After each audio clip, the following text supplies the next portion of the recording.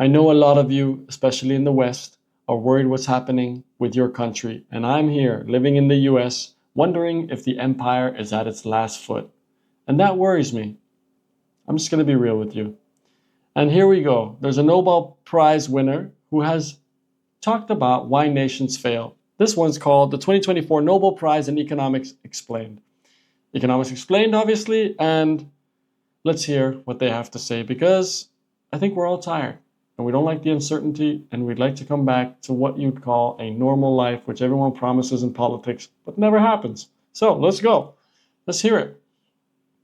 The Sverigers Riksbank Prize in Economic Sciences in honour of Alfred Nobel, known more commonly but less correctly simply as the Nobel Prize in Economics, is an annual prize awarded to economists who have made significant contributions to the social sciences. The reason why the Nobel Prize in Economics technically has a different name is because it was not one of the original prizes established by Alfred Nobel when he set up the foundation to clean up his public image as a bomb maker. It was later added by the Swedish central bank, which funds the prize money separately from the other awards, which come out of the Nobel Foundation. The joke is that economists wanted a seat at the table with the real scientists, and the only way to get there was to get a sovereign central bank to foot the bill. Now, that's a little bit unfair because, well, it hurts my feelings, but also because economics does genuinely have the capacity to massively improve the lives of billions of people in the same way that the other sciences and disciplines do if they're implemented correctly. There is probably no greater example of that ability for practical economics to make the world a better place than the winners of this year's prize. It was awarded to these three gentlemen: Daron Acemoglu, Simon Johnson, and James A. Robinson. Let's go, guys. Good job. I guess. Let's hear what you have to say first, I guess. To the social sciences that they won this year's award for, these three... The reason why I'm dubious is because people are getting Nobel Peace Prizes for bombing countries. Like, what the hell? Gentlemen are genuinely some of the most influential economists in the world. Acemoglu and Robinson are probably best known for their book Why Nations Fail, which is effectively a summarised version of what they won their prize for, but their work, as well as the work of Simon Johnson, goes beyond that. Their theories, studies and recommendations have impacted policy in some of the most vulnerable economies in the world, and they've also been used to make sure some of the most prosperous countries in the world stay that way. These three men have had such a profound impact on the field that when I congratulated them on their prize, I rather awkwardly admitted that I assumed that they'd already won it. Anyway, by pure academic metrics, Acemoglu himself is the third most referenced economist in the world, with his work being cited more than Krugman, Friedman, or even Keynes. That's crazy. They won their award for specifically, though, is their explanation for why some countries are rich and some countries are poor. So basically the biggest question in all of macroeconomics. Today, the top 20% of countries in the world are 30 times richer than the poorest 20%, and even though the world is growing wealthier as a whole, the ratio is not changing, which means the poorest countries are not catching up. Obviously, the important question here is why, which this year's laureates have presented a compelling solution to in their collective decades of research. Their theories address a lot of macroeconomic results that just don't inherently make a lot of sense on a surface level, like why some countries that are completely devoid of natural resources, arable land, or even a good position for trade are hundreds of times wealthier than other countries that are literally sitting on top of gold mines. If all that wasn't enough by itself, probably one of the biggest reasons that this year's winners were chosen was because they offer solutions to these issues and workable strategies to avoid them becoming a problem in the first place. So, what were the ideas that won this year's Nobel Prize? Where can they be seen in the real world? And finally, why are they raising alarm bells about our immediate future? To truly understand any country's modern economy, it's essential to examine its historical evolution, including the significant political and economic shifts that shaped the nation. But learning about the past isn't just for economists. Uncovering the truth of your own family history can be just as fascinating and insightful. We've partnered with MyHeritage, a platform that lets you discover the stories of your relatives and your ancestors by searching through over 19 billion historical documents for you. Charlie, one of our team at Economics Explained, used MyHeritage to find details about members of his family, and especially of his grandfather on his mother's side, who was a Holocaust survivor. There aren't many basic records like his birth certificate for obvious reasons, but by looking through connections he was able to create a pretty comprehensive map of his family dating back to the late 1800s and find out his great-grandmother's maiden name and her extended family, the Jacksons. The search doesn't stop there. With truly amazing insights like a newspaper clipping about Charlie's great-grandparents' wedding in 1895 and images of his grandfather's engineering patents. And that's pretty crazy. He added a lot of his immediate family. The Instant Discoveries page gave him the marriage records of his mother's parents from 1953 in Westminster in the UK, and further research surfaced a beautiful picture of their wedding day that his family had not seen before. It looked even better after using MyHeritage Picture Restorer to colorise and sharpen it, and Charlie got it framed for his mum as a Christmas present. So why not start building your family tree? You don't know if you don't look, and you could even have living relatives you never knew about. Hey, if you want to know what dingy past you have, go for it. You can get a 14-day free trial of MyHeritage when you join using our link in the description or by... What? Oh, it's not like a DNA test? Oh, okay, never mind. Scanning this QR code. I see.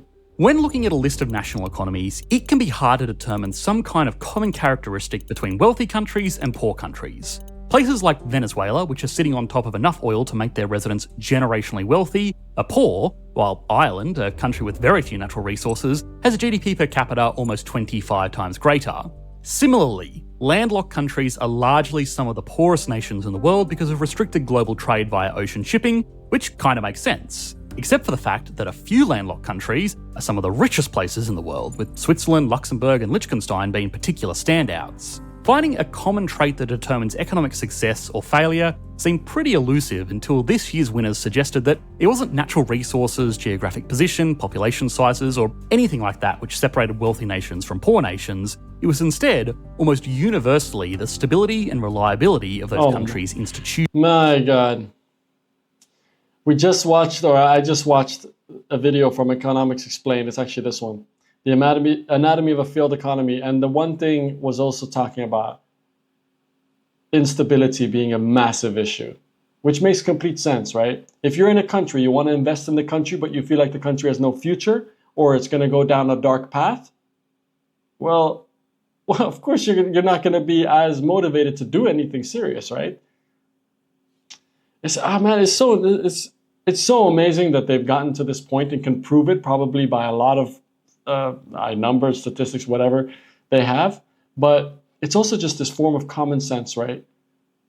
It's frustrating too. Like we can build these societies, and then it just doesn't happen sometimes. So yeah. Well, let's go. I'll go back so you can hear. Universally, the stability and reliability of those countries' institutions. At its most foundational level, an economy is really just a system for effectively allocating resources between participants. And the best way to ensure that participants feel compelled to create value for that system is for them to reliably be rewarded for their efforts. Yeah. Now, this applies to all institutions. It's almost like incentive matters, right? From something as large as central banks and national treasuries, all the way down to local planning officers, small businesses, the media, and even individual public servants. If an economy is full of well-managed, honest, and effective institutions, then its people, potential investors, businesses, and the government itself can get to work producing value, confident in the fact that their investments, in whatever form they take, won't be yanked away from them. A worker in an advanced economy with good institutions can do something like confidently spend years studying for a degree that would give them access to a skilled profession like engineering, because that country has institutions in place to make sure that the degree they're getting is from a reputable institution. Yeah. There are bodies in place to require that degree to get a license. That license is needed to sign off on engineering projects, and that engineering projects get paid for because there are fair and impartial courts to enforce contracts. A worker from an economy without any of these institutions would find it difficult to make a living designing buildings if contracts just go to whoever has the best government connections, and if there are no systems in place to make sure that qualifications are met, then there probably won't be the same investment into obtaining those skills in the first place. It's basically, if it doesn't work, people won't do it. Even something as simple as a government department that issues driver's licenses based on reasonable and fairly tested standards means that insurance companies will have more confidence in insuring truck drivers, which makes local trade more commercially viable, which helps businesses operate, which employs people who can pay taxes to an effective tax agency to fund services like a government department that issues licenses. Now, of course, this is just one very oversimplified example, but the core idea is the same. Advanced economies with good institutions let people invest a lot of resources into becoming highly specialised, safe in the knowledge that if they efficiently do their specific job, there are systems in place to make sure that they can trade that work in for everything else they'll need. If everybody in an economy can become more specialised in something that they do really well, then the economy will be richer. Now, this is a sound theory that does hold true across basically every economy in the world today. It's almost impossible to think of a poor country that has good, fair, and reliable institutions. Likewise, it's equally difficult to think of a rich country that has stayed rich without these institutions. Now, this year's laureates weren't actually the first people to recognise this correlation, but correlation doesn't equal causation. It's possible that rich countries just have good institutions because good institutions are expensive. A government that pays all of its workers well enough to avoid the temptations of bribery, big, well-funded education centres and financial systems employing well-qualified and competent managers are all kind of expensive. What's more is that in an increasingly globalised world, there is the temptation for individuals and businesses that do operate these institutions to just move to rich countries where they can be paid more for their services in a global phenomenon most commonly referred to as brain drain. So the first thing that the laureates had Denmark, let's go. to show was that good institutions made countries rich instead of rich countries just being able to afford good institutions. The way they did this was by looking back through history and tracing the scars of colonialism.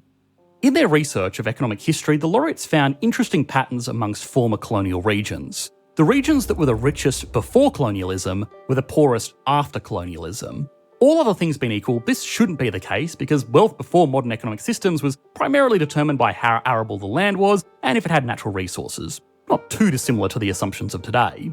Well, I mean, this goes under the same idea here, right? If you had peace and security or stability in some sense before, and you do have colonialism in your country, that peace and security tends to fade, in some sense, whether violently or otherwise. And you're left with an uncertain future and poverty. I mean, I get it, yeah. The difference was that when the colonial empires started operating in regions that were already wealthy and prosperous, they had to establish institutions. Oh, I wanted to say, you need to be able to protect what you have too. I think stability and certainty or whatever, someone can mess with that. So if you can't protect it through force, you will have someone tamper with it over time. That's just inevitable. That would suppress the existing local populations and turn them into a subservient labour force to help them with extracting resources. On the flip side, less prosperous regions with less dense populations weren't quite as threatening, but unfortunately for the colonisers, they had to do a lot of the work themselves. The institutions that were established in the regions that were wealthier before colonialism were all about controlling and taking advantage of the existing population. This meant that when the colonial empires left or were forced out, it was easy for new parties to come in and take advantage of the same institutions that were all about controlling people. These institutions, on top of being more prone to poor management and corruption, also encouraged economic exploitation rather than productive development. Now, back 400 years ago, that was a perfectly good way to claim a lot of wealth, but these days, the wealthiest economies are those that can encourage value creation rather than value extraction. It also didn't help that the empires running these militarised colonies also mostly left after they were kicked out, creating a power vacuum and taking with them their knowledge of how to run these institutions, even if they were highly exploitative. Yeah, instability. Now, on the other hand, the regions that had smaller, less dense populations were simultaneously less threatening to the colonial empires that didn't have to go up against a standing military, but also less useful because there wasn't a ready-made labour force provided to them. This meant that they had to provide their own labour force through colonial settlers, even if their work would be heavily supported by slave or convict labour imported from elsewhere. The institutions set up in these kinds of environments, most notably the modern-day USA, but also Canada, New Zealand and Australia, had to support these independent operations rather than treating the whole colony as a work site there exclusively to produce spices or tea or whatever. These settler colonies had to encourage people to travel from Europe to make a life there, so they created systems to protect their investments, dish out property rights, and give them political liberties that were clearly not afforded to the indigenous inhabitants of the other colonies. Again, when these colonial empires took a step back or were forced out, these regions that were less prosperous before colonialism just inherited these institutions that were more conducive to running a sound economy. The settlers also tended to remain in these colonies and adopt them as their own homes after claiming independence, which means that there was more continuity and the knowledge of how to manage these institutions was maintained in the new country. Now, it's important to recognise that just because the nations that formed in these regions are more prosperous in the modern day, doesn't necessarily mean that the indigenous population fared that much better, and tragically there is of course still a divide between these groups within these economies, just like there's a gap between these economies. Now, with that essential piece of context, one of the clearest examples of this playing out in the real world was actually outlined in the announcement of this year's winners in something that they've rather poetically called the Tale of Two Cities. The city of Nogales is divided by a fence that runs east to west. In the north, Nogales, Arizona boasts incredibly high incomes by global standards, a long life expectancy, good access to education, and of course they have good, reliable institutions that provide property rights, legal protections, a stable currency, a relatively corruption-free system of rules and regulations, and all of this is overseen by representative governments all the way up from the local mayor to the president. On the other side of the fence, Nogales in Sonora, Mexico is considerably poorer, doesn't enjoy the same quality of life, and has significant issues with organised crime and corruption. These are two halves of the same city that share the same culture, the same geography, the same climate, and even the same heritage. The only difference is whether they're operating under the institutions of the USA or the institutions of Mexico. Mexico was home to the Aztecs, which during the Spanish colonial period was something that needed to be controlled and has contributed to institutions that are less representative even to this day. It was this historical context and dozens of other examples they've studied across the world that allowed this year's laureates to back up the idea that good institutions do create rich economies. It's not just that rich economies can afford to have good institutions. Now, that might sound like a lot of background research just to prove a causal relationship, but with stakes this high, it was essential. Otherwise, their advice to nations focusing on creating these robust institutions would be like telling a homeless person to just buy a home. Instead, they've been able to do what a lot of economists would never dare to do and actually make some constructive recommendations to improve a bad situation. All right, let's hear it. So, Acemoglu, Johnson and Robinson demonstrated a causal connection between running good institutions, which means that good policy can be recommended to support those institutions. The problem is, that's easier said than done. Yeah. If setting up fair, well-managed institutions could make an economy wealthier with no trade-offs, then obviously every economy would do it. The problem, of course, is that unfairly run institutions often benefit the people who make the policy, and even if they have their people's best interest in mind, running these institutions takes a lot of skills and experience. Now, the first part is obviously the biggest hurdle for a lot of economies. The elites that make the rules receive an economic benefit from making those rules to favour them at the expense of their people, and they don't want to give that up unless they can be sure that their economic situation would improve. Now, oftentimes, it actually could by giving back a bit of control. Institutions almost always run better when they're beholden to the people. It is theoretically better to be a national leader of a highly prosperous economy than the despot of a failing state, but there's no guarantee that those people would keep their positions of power and wealth if they introduce fairer systems. This puts a lot of economies into a vicious stalemate where both the ruling class and the people would be better off in a more egalitarian society, but neither side can trust the other to make the first move. Now, what the laureates found throughout history is that the most effective way for economies to transition from one with poor institutions was through the peaceful, non-violent transfer of power, rather than revolutions, which tend to create a whole new ruling class and are just generally more trouble than they're worth. Now, these might not sound like insanely cutting-edge ideas. I'm actually really curious about that whole, revolution part or anarchist movement in a way that, it might not...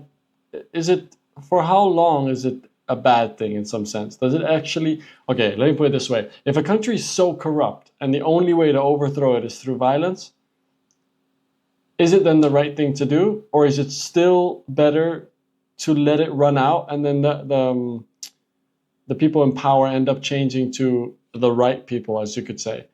Or is that power always being transferred to someone who's just not right for the country? I mean, at what point is one better than the other, right? I don't know.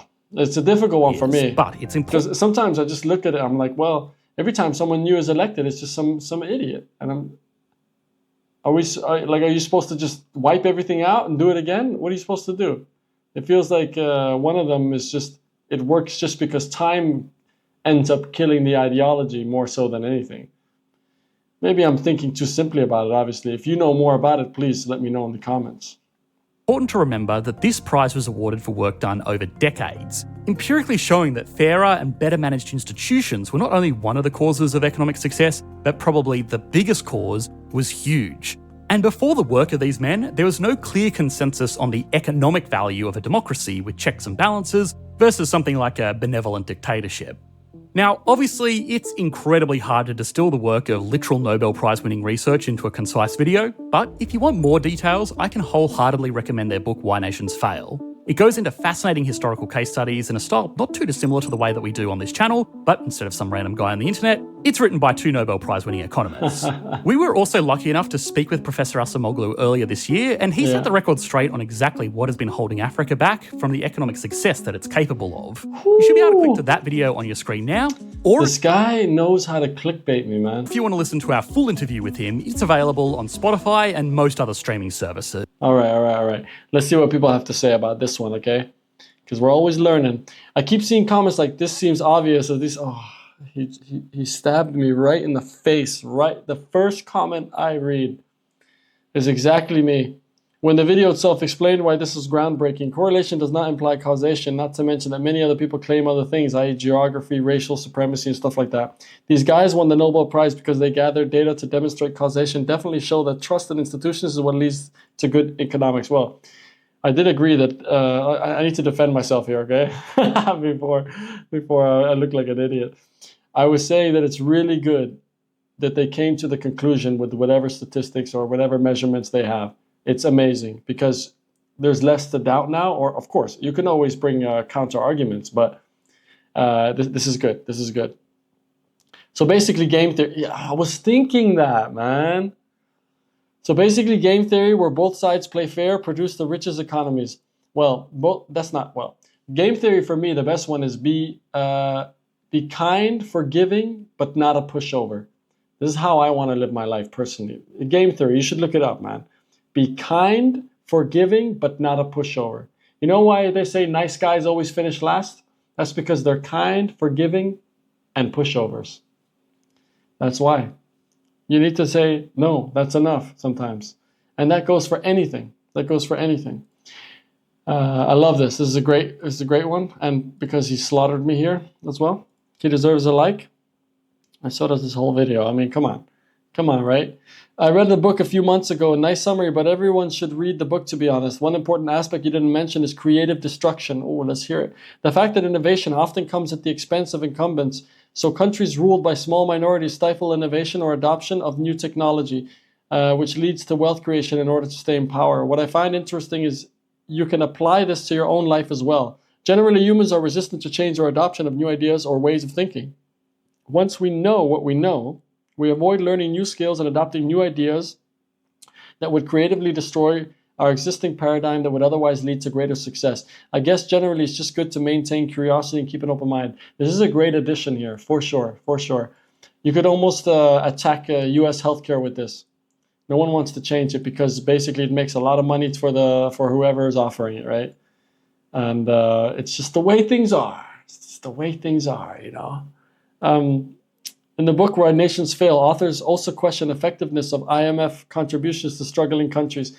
This is a great question. This is a great point. Without changing the political landscape, gives the example of Zimbabwe, which went from worst to worst despite IMF support. And in that case, all this money is just being pumped somewhere with no result. I mean, if that was a business, it would go bankrupt, right?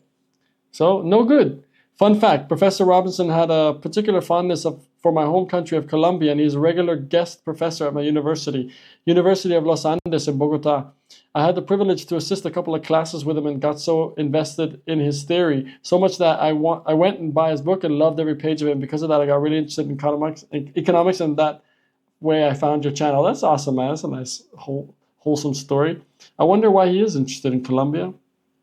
He likes Latinas? I don't know. I swear, every economics student remembers these guys. Oh, yeah, okay. The grandfather of research on the contributions of institutions to economic growth was the University of Maryland professor named Mancur Olson, and his book, The Rise and Decline of Nations, published in 1982. You know, it's funny how economics and the whole thing about it is always incumbent to or attached to empires' creation and falling, right? Ah, man, this is something else. Okay, I like this video. You see, I keep getting clickbaited. I just can't stop. I just can't stop. I gotta watch this one, and that's how the tabs keep growing. Can someone help me out? Who do I speak to? Anyways, what do you think? Do you think they deserve the Nobel Peace Prize, the Nobel Prize in economics, I guess they call it? And do you agree with it? Do you agree that this is what creates a good economy? But, and I haven't read the book, so excuse me if it's already mentioned in the book, when you get to a point where there's so much stability in a nation, sometimes that might introduce, I'm taking a guess, inability for change. And so like he said in the comment, as much as there's stability and safety, you still need to be able to change things when needed for it to continue growing or fall behind. If you've read the book, let me know. Is that already mentioned? Let me know, yeah? Okay, yeah, thanks. Bye.